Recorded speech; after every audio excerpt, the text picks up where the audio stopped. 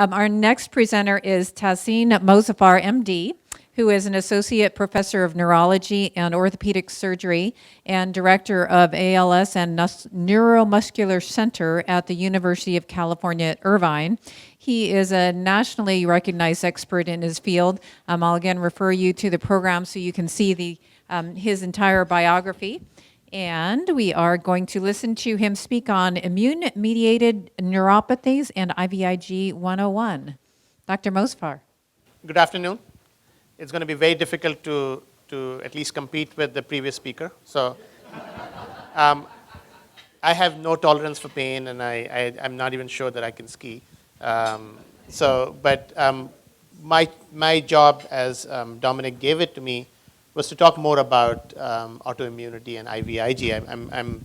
I'm assuming, and I'm sorry that I missed John Katz's talk, but I'm sure John Katz did a good job of talking about the different types of neuropathy. What I gave myself the task was to help you understand what's autoimmunity, what is the role of IVIG, and just a few words about CIDP, which is the commonest use of IVIG in this setting. We're still having a little bit of a technical issue with the computer. So as soon as that's up and running, we can talk about it. I have been at UC Irvine for 16 years. I met Dominic about 7 years ago. That's when he asked me to join the foundation. I have to say that I've not been terribly active in the foundation. And the last few opportunities, somehow I was committed to something else, so I could not speak at the foundation symposiums on that. So as I was introduced, my name is Tahsin MOZAFFER. I am a professor of neurology at UC Irvine, and I've been there for about 16 years, and I may have spoken at one of the previous Neuropathy Action Foundation meetings on that. The task that Dominic gave me today was to talk about understanding IVIG, autoimmunity, as well as immune neuropathies. So it's more like a basic 101 course on IVIG. So what I'm going to talk about, I'm going to briefly talk about the concept of autoimmunity and then talk a little bit about different types of immune inflammatory neuropathies, the treatment options, but then spend a little bit more time on trying to understand what IVIG is and why we use it the way we use it on that.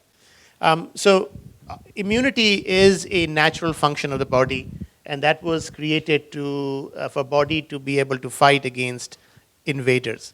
And invaders being, in this case, not foreign alien countries, but actually alien organisms. So viruses, bacteria, toxins, as well as different proteins as well. There are different types of immunity that we have to deal with. So there are three basic levels of immunity. You have the humoral immunities, which are mediated by antibodies. You have cellular or cytotoxic immunities, which are fought by cells. And then you have a delayed hypersensitivity, which is the basis for instance, the BCG vaccination or the TB testing that you take, which is the histocyte or macrophage immune mediated, which usually does not manifest for another 24 to 48 hours or so. For most bacterial infection, you need the special type of white blood cell called neutrophils. You also need lymphocytes for a lot of the non-bacterial infections. So for instance, if you get exposed to a virus or if you get exposed to fungus, then the particular type of immune response that you're going to mount is a lymphocytic response or lymphocyte response. But then there's certain infections that require mounting of a macrophage reactions. And then a lot of allergic reactions. So if you get, let's say, allergies to food, or if you have allergies to nuts, then you get excess of a particular form of white cells called eosinophils. Now, in addition to organisms and in addition to viruses, you can also mediate inflammation through special chemicals. And these chemicals are called cytokines. So cyto means they are produced by cells, and they are inflammatory or pro-inflammatory proteins. And the common ones that you would hear about are interleukins, which are been known for the longest. Tumor necrosis factor alpha. It's very important in a lot of rheumatological disorders as well. And then interferons as well as matrix metalloproteinases, some of the proteins that we have to deal with. And with growing time, the number of drugs that have come out specifically against some of these agents or some of these chemicals has been mounting. So if you look at the rheumatology world, they have so many antibodies or monoclonal antibodies that are specific for each of these chemicals that they're using in psoriasis, they're using in Crohn's disease, they're using in lupus and other diseases as well. And some of them are now sort of coming over to the neurology side, and we're starting to use them in immune neuropathies as well as muscle diseases. Now, a lot of whether a particular protein is going to be seen as an antigen or a foreign protein is determined by what's called your HLA or histocompatibility antigens. So we all have these histocompatibility antigens. For us not to respond to a foreign protein, they have to match the HLA on our cells to the HLA on the other cells. So for instance, when we give blood transfusion, we want to make sure that the transfusion, the blood that is being given has the same features as the blood of the recipient. And if you don't do that, you're going to get into major, major trouble. The same thing happens with organ transplant. And that's why the transplants take such a long time in terms of preparation, is because you have to make sure that the features on the organ that you're going to receive are the same as the features in the host body. That's that. One of the things that we don't think about, but our body does a very good job of, is to be able to program or recognize what is self and what is foreign. Okay? So and we're growing as a child, your baby or infant gets exposed to a lot of foreign proteins. And the human body has a remarkable technology to be able to recognize what is a foreign body, a foreign substance that the immune system needs to respond to, and what is not a foreign substance. So they develop something called tolerance. So they become tolerant to certain things, and they are not tolerant to other things on that. And the gland or the gland in the body that does this tolerance is the thymus gland. Okay? And we know that with age, thymus gland goes away. So by the age of 8 years and after, pretty much the thymus gland has become really shrunk and is not playing a major role, except in odd situations where it continues to malfunction, such as in myasthenia gravis, which is a neurological disease, and then you have to surgically remove it. Okay? But the thymus gland determines what is foreign, what is not foreign. And then they create what's called memory cells. So these memory cells are these cells that remember that if they encounter protein X, whether that protein X is self or whether that protein X is foreign, and whether the body should be mounting an immune response to it or not. Okay?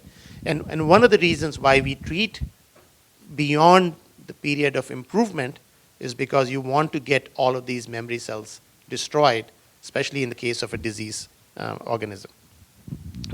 So autoimmunity happens when your body forgets what's self and what's not self. So for instance, in the case of neuropathy, the body may all of a sudden start seeing the person's own peripheral nerves as foreign targets. Okay? So they don't recognize anymore the nerve, the proteins on the surface of the nerve. And they send a signal to the immune system is, we have a foreign protein in our system. We need to mount an immune response to destroy this. Okay? So this could be, in the case of neuropathy, it's the nerves. In the case of multiple sclerosis, it's the brain tissue. In the case of myositis, it's the muscle. Okay? So even though we've lived with the same nerves, we've lived with the same muscles, all of a sudden the body has started reacting to it because there has something gone crazy with the immune system, and it's no longer recognizing it as a self protein. So the examples of autoimmune disease, and I would put myasthenia gravis first, because myasthenia gravis is the prototypical or the classic autoimmune disease in neurology, where not only there is an antibody that we know causes disease, if we remove the antibody, the disease gets better. If you pass that antibody to either a child, as in the case of a pregnant woman, passing it through the placenta, or if you take this antibody and give that blood transfusion to an animal, the animal may develop symptoms as well. So it fulfills all of the postulates of what would be considered an autoimmune disease. Now, some of the other diseases like myositis, where there's inflammation in the muscle, or some of the other diseases like neuropathy, we know they are immune diseases, but they are not as classical. They do not have all of the features of the immune diseases. Guillain Barré syndrome, which is a quite life-threatening, devastating disease, is another example of an autoimmune disease. Multiple sclerosis, obviously, is very clearly an autoimmune disease. And then in rheumatology, there is a variety of rheumatological disorders, all of which would classify as autoimmune disease. Lupus erythematosus being the most famous example, but rheumatoid arthritis, uveitis, psoriasis, Crohn's disease, they are all autoimmune diseases. So the big question is, why does autoimmunity occur? Why does it only occur in certain individuals in one family and not in the other members of the family? Why are these autoimmune diseases, especially between the ages of 20 and 45, more common in females? Why are certain autoimmune diseases more common in the Western countries, especially in Caucasian population? And is autoimmunity a familial condition? And I get asked this question a lot. If my sister has rheumatoid arthritis, do I get rheumatoid arthritis? That's a question that I get asked. So I'll attack some of these questions individually. So again, as I said, autoimmunity happens because your immune system gets dysregulated. It's no longer functioning normally. So it has started responding to body's own parts as foreign and mounting an immune response to it.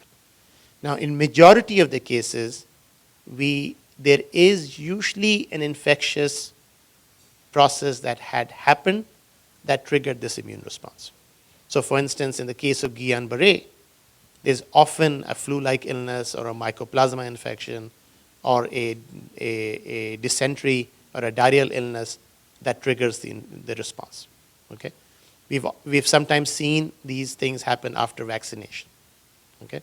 But in other cases, we don't know what triggered this. All of a sudden starts happening on that. Certain, for instance, in Guillain Barré, this has been looked at in much more detail. And it turns out that there's a particular bug called campylobacter. And campylobacter on its self surface has the same proteins that human nerves have.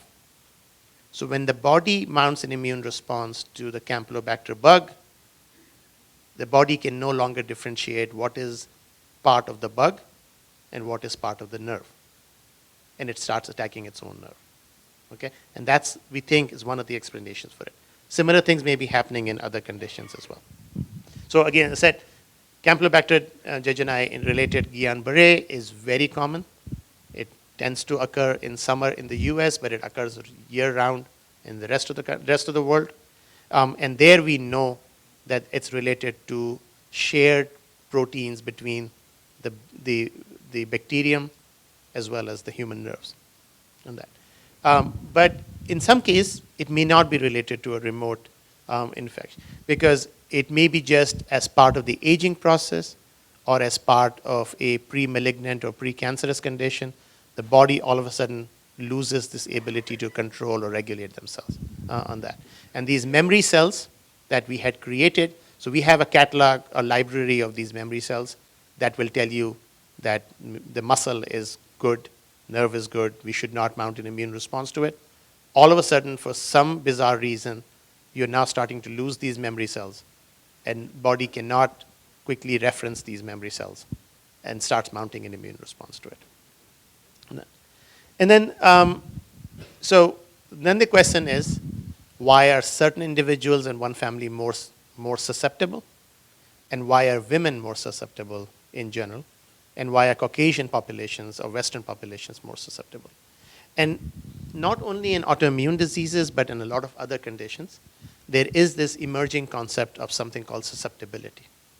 That means that there has to be something unique in one's genetic makeup that puts them at risk for developing these autoimmune conditions. Okay? That may not be there in their sibling, it may not be there in their parents. Okay? So, for instance, we know that IL-7 receptor changes or changes in the way the the IL-7 receptor is coded in the human body leads to multiple sclerosis. Okay? Now, if sister 1 has that gene changes, and now she gets exposed to all the environmental causes for multiple sclerosis, she will get multiple sclerosis. But her sister, who has been exposed to the same environmental factors, but does not have that genetic change, will not manifest the disease. Okay? So we think it has to do with the genetic makeup. You have to have what's called polymorphisms, which are the different ways your genetic code is written, to be able to be at risk for this disease, but you still need the environmental factors. Which means that if I put these individuals who are genetically at risk for autoimmune disease in a bubble, and they never get exposed to these environmental factors, they may never get the disease. Okay? And that's the important thing to remember. Okay? So yes, there are certain genetic underpinnings, but there is still a big role of the environmental factors that we don't really know what those environmental factors are. And I'll mention a few on that. Now, there is a strong influence of hormones, especially the sex hormones. So we know that estrogens, which is a predominant female hormones, do influence autoimmunity. Okay? And that's why the incidence of autoimmune diseases between the ages of 20 and 45 is 9 times more common in females than males.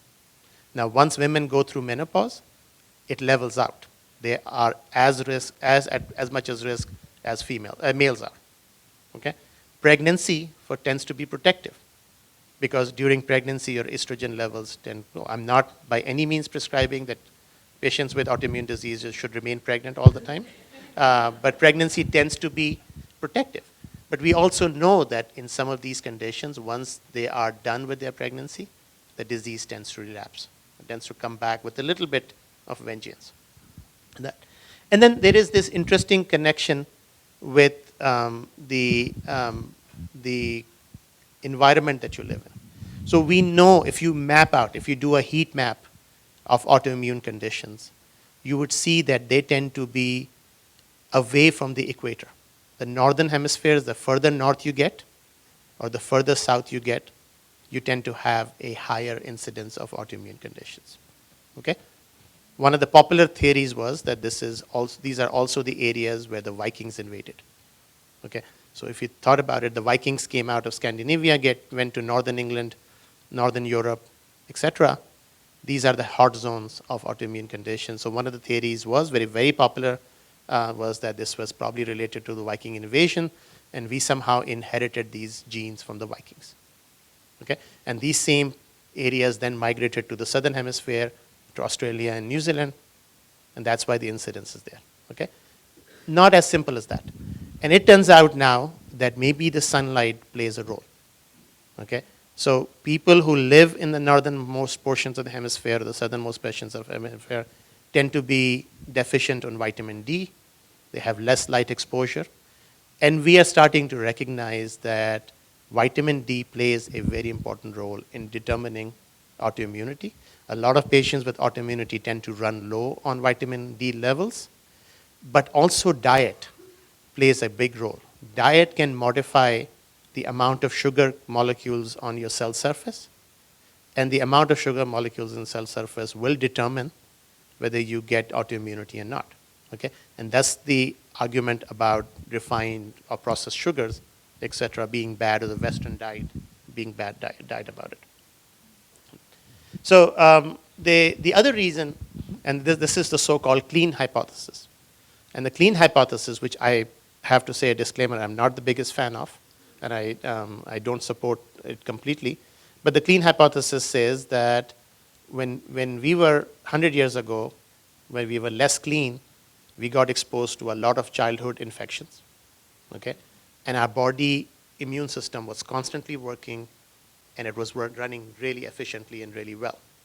Now we vaccinated a whole bunch of people. They're not getting the common childhood infections. So your immune system is not getting primed. Okay? And that's why some of these things are happening. So this is one of the theories behind the gluten, why we are seeing so much gluten allergies, or why we're seeing so much nut and food allergies on that. And it may play a role. I'm not sure that that's the only story. And I definitely would not advocate that we don't vaccinate or immunize kids because of this. But that's true, that we're not seeing the respiratory illnesses. We hardly see measles, we hardly see chickenpox, we don't see that. These were illnesses that primed the immune system. But the Western diet, the diet rich in sugar, processed sugars, and some of the other issues may be playing a role as well. So if you take an individual from, let's say, an Asian country where the risk of autoimmunity is really low, you bring them to the Western Hemisphere, after a generation or so, their chances of developing autoimmune disease become the same as a Caucasian person. Okay? So it's either the environment, whether it's the viruses or whatever that is unique to that environment, or it's the lifestyle, or the lack of sun exposure, whatever that may be, that is now determining autoimmunity. And I've already talked about the gender issues on that. So there are now tools that we can use to study these susceptibility factors. There are genetic techniques have become really sophisticated, so we can do what's called gene chip analysis or microanalysis, and they can figure out what factors influence.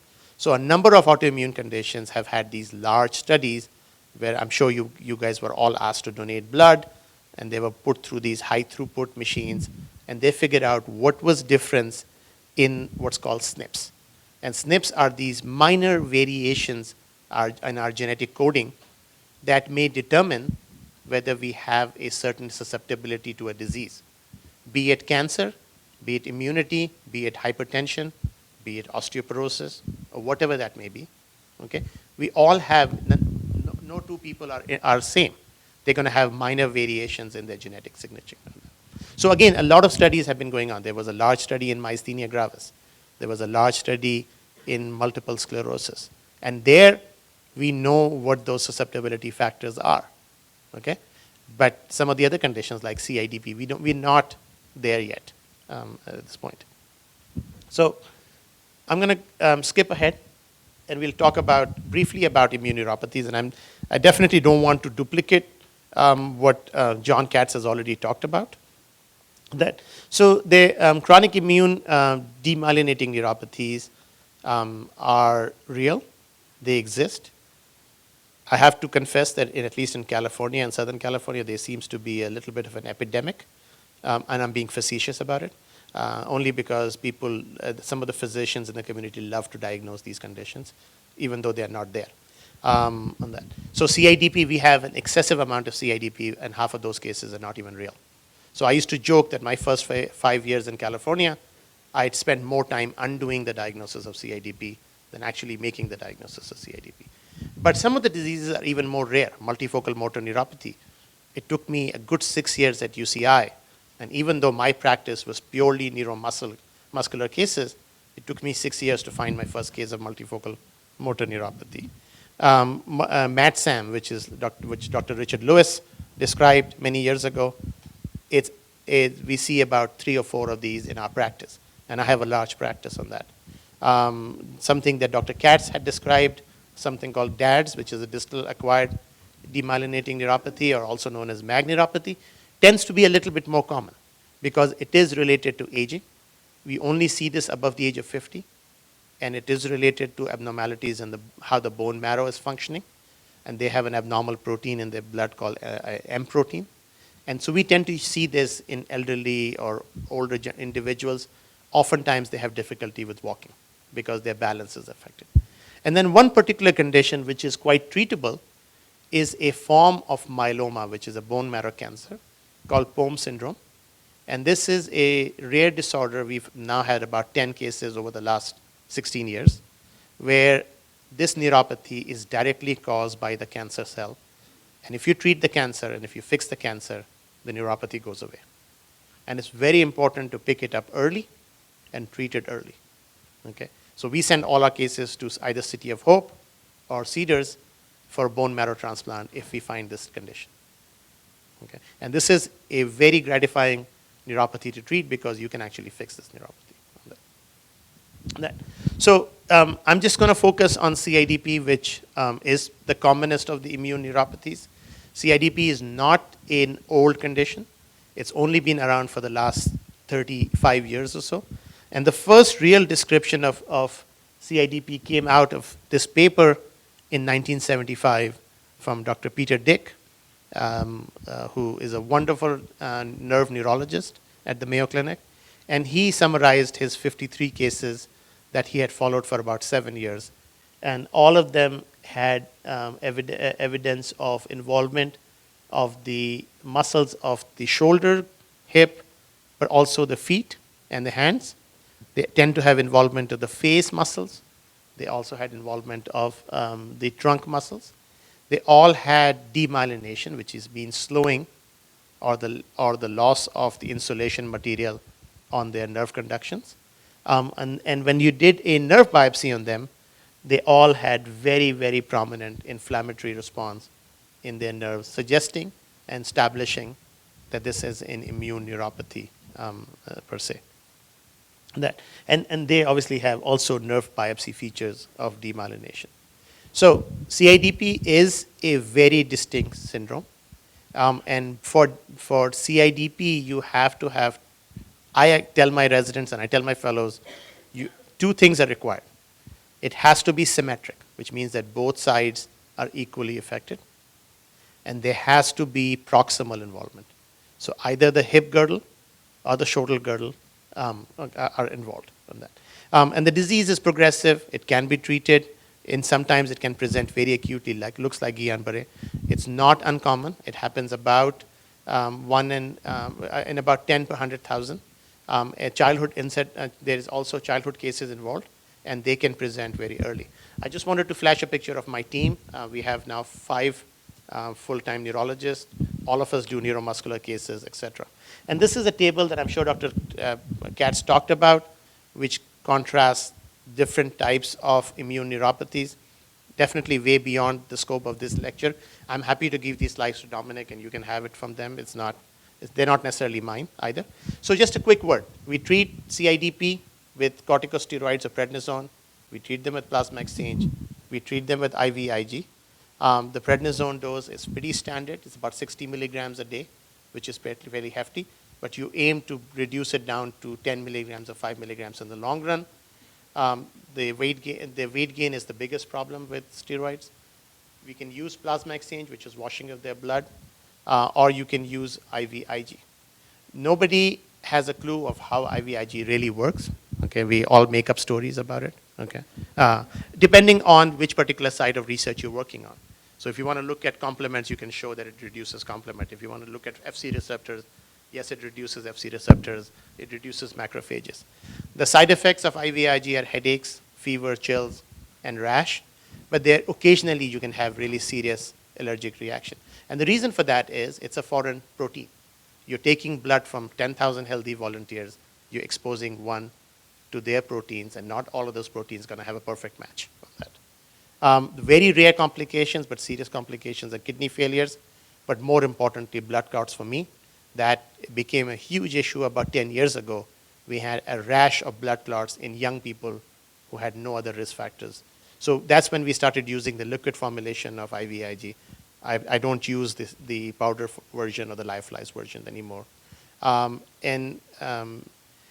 The mechanism, as you think about it, it's flooding the system. As I tell people, if you really want to think about it simplistically, what we're doing is we're flooding the system with good antibodies. So if you have any circulating bad antibodies or disease-specific antibodies, they have no place to go. They get destroyed. Okay, that's the simplest way of thinking about it. But there are a whole bunch of other sophisticated, fancy mechanisms. I'm not going to go there. There is a standard dose, 2 grams per kilogram loading, 1 gram per kilogram maintenance dose. That's the FDA recommended dose. You would be surprised how many different variations are there in the community. People do it whichever way they want to do it. Okay, it really annoys me at times on that. So there's no good treatment. Either you can do prednisone, you can do IVIG. It doesn't really matter. IVIG is easier to use. It's probably more convenient for the patient. But in the end, you have to look at disease severity. You have to look at the age of the patient. You have to look at other factors like diabetes, et cetera, before you choose treatment. Okay? And oftentimes, the medical professional has to make that decision. So I'm going to stop here. and happy to discuss any questions, or I don't know how the format is.